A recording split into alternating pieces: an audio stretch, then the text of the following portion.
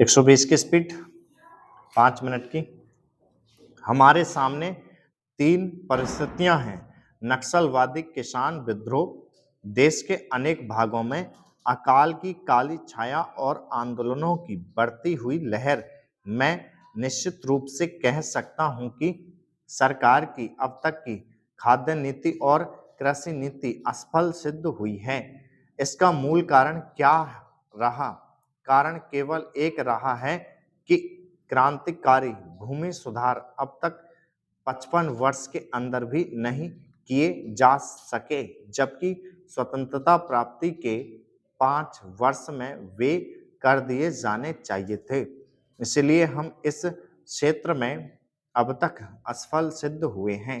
राष्ट्रीय स्वतंत्रता और संग्राम के जमाने में सबसे आकर्षक नारा हिंदुस्तान के करोड़ों मानवों को, किसानों को दिए गया था, यानी जमीन उनको दी जाए जिनके हाथ जमीन जोतते हैं। लेकिन वह राष्ट्रीय आदर्श आज तक भी चरितार्थ नहीं किया जा सका है। एक तरफ करोड़ों एकड़ प्रति बंजर जमीन पड़ी है, जो कि सरकारी आंकड़ों के हिसाब से 11 करोड़ एकड़ से कम नहीं है।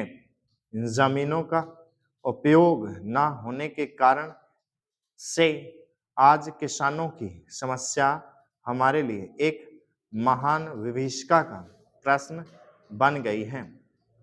आज स्थिति यह है कि करोड़ों खेत मजदूर, भूमिहीन आदिवासी हरिजन एक तरफ पड़े हुए हैं और दूसरी तरफ करोड़ों एकड़ प्रति बंजर जमीन अनेक रूप में पड़ी हुई है, लेकिन उनका समागम नहीं होने दिया जा रहा है।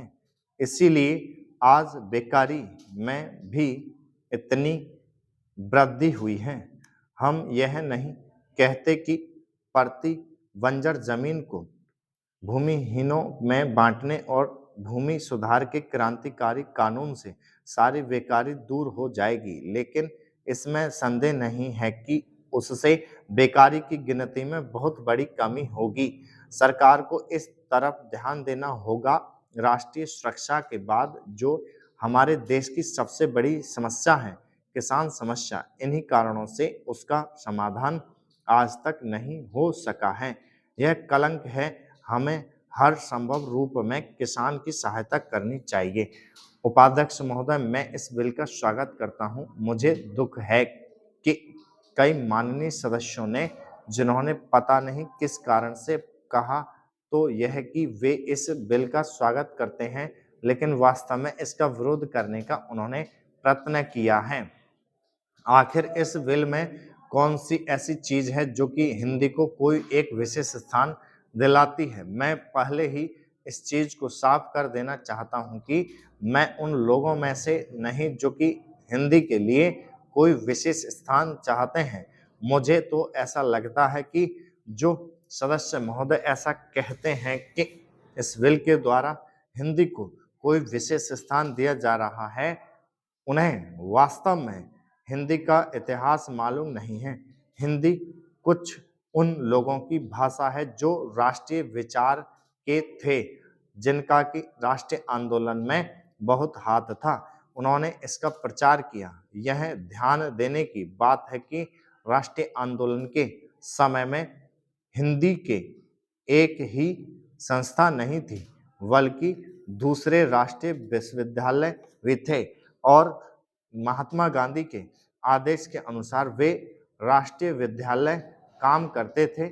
उनके द्वारा भी कुछ डिग्रियां और उपाधियां आदि बांटी जाती थीं। अब इन विद्यालयों द्वारा उपाधि बांटने का काम जो कि उनके द्वारा पहले से किया जा रहा है, उसी को इस बिल के द्वारा यदि जारी रखा जाता है तो मेरी समझ में नहीं आता कि कैसे कुछ लोग यह समझ लेते हैं कि इस बिल द्वारा हिंदी को कोई विशेष स्थान दिया जा रहा है। मैं नहीं समझता कि इसमें हिंदी को कोई विशेष स्थान दिए जाने की बात है। और जैसा मैंने पहले निवेदन किया, मैं उन लोगों में से नहीं हूं। स्टॉप।